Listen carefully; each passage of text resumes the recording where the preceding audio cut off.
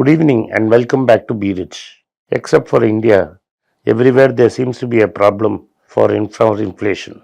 Even though India's WPI is in double digits, magically the CPI seems to be under great control. A good economist will know that if you manipulate the basket, you can keep it low. But we are not talking about India today. We are talking about a country which, for the last 40 years, ever since it became independent from white rule, has been perpetually having hyperinflation. Inflation is something in your teens. Once it crosses 2030, inflation feeds into itself and it is called as hyperinflation. The country is Zimbabwe and is continuously having hyperinflation for many, many years. This is because of the irresponsible policies of the politicians of both the ruling and the opposition. Today, after Robert Mugabe ruined the economy, we have a new president. I think it's called Zimbabwe. Of course, I know the name. I'm not able to pronounce it correctly. He has now said that there is a inflationary problem. Somewhere in 2009, when Zimbabwe could not control its inflation, it decided to abandon its dollars and said American dollar will be the currency. Like I have already told you, several South American countries have also accepted the US dollar as the currency. This is called as dollarization.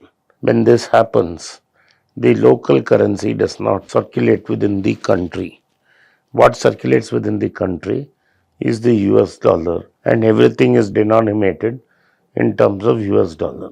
The central bank has no power. Things got to such a pass because the central bank goofed up badly when it was supposed to maintain macroeconomic monetary stability. This means basically not allowing the government to borrow recklessly. And when government borrows recklessly, allow government bond rates to go up rather than printing money to buy government bonds. But the South African country Zimbabwe has always been an exception to the rule where the president considers himself a king and wants you to continuously print notes for him to spend. This is true of Robert Mugabe before this, and this is true of the current president. There is nothing called a sane monetary and fiscal policy. Because of constant printing of notes, the Zimbabwe dollar over the last 3 years has plummeted.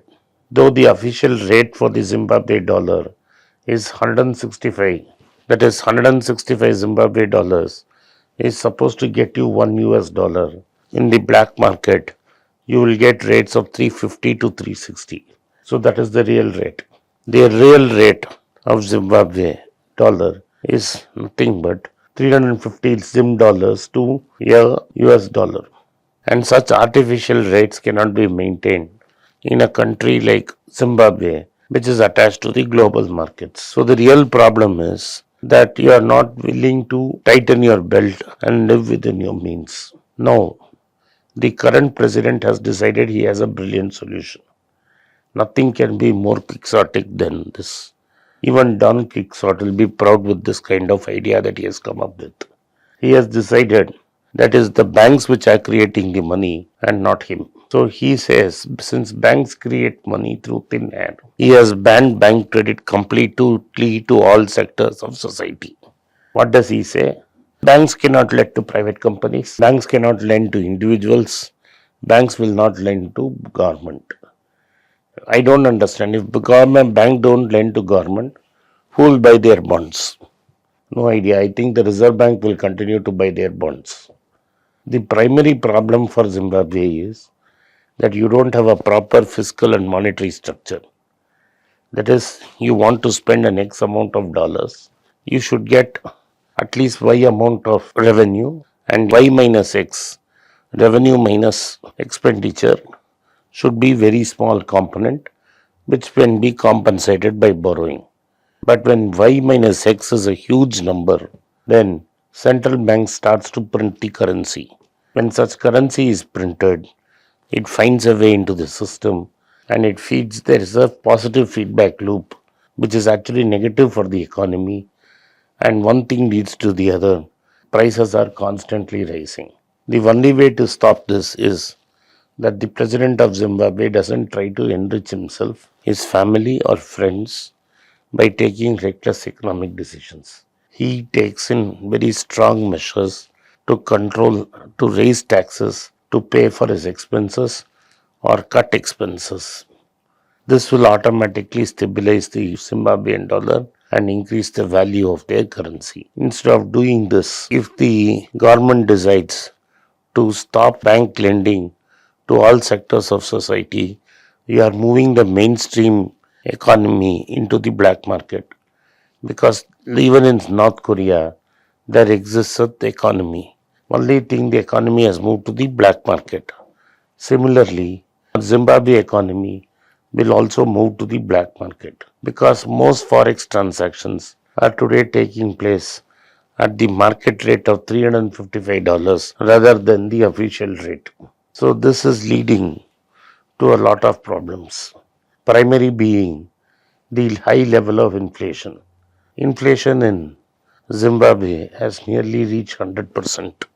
So, when it reached 60% last year, the Zimbabwe Reserve Bank voted to increase interest rates to 60% so as to stem inflation. But things seem to have got bad to worse. So, in April of this year, Zimbabwe did the unthinkable. It increased interest rate to 80%, which is one of the highest rates in the country, in the world. If you try to borrow in the open market also, nobody will charge you rate of 70 to 80% per year. This is a ridiculous thing, and this will only make things look bad and create another election where the public is supposed to vote.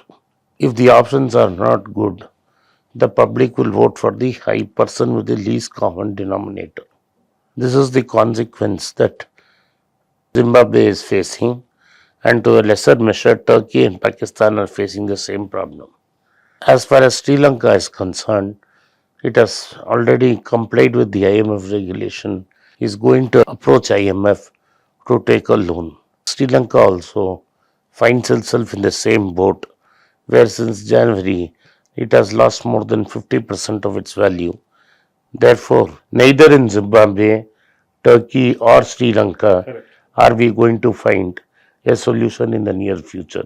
This will require high interest rates, tight monetary policy, and sensible fiscal policy before this matter is sorted out.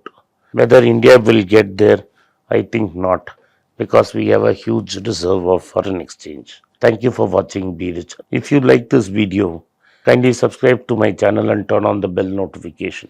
If you like the content, kindly share it among your friends and relatives. Once again, I thank you for your support. To Be Rich. I have written 2 books in English, The Alchemy of Money and Ordinary Stocks, Extraordinary Profits.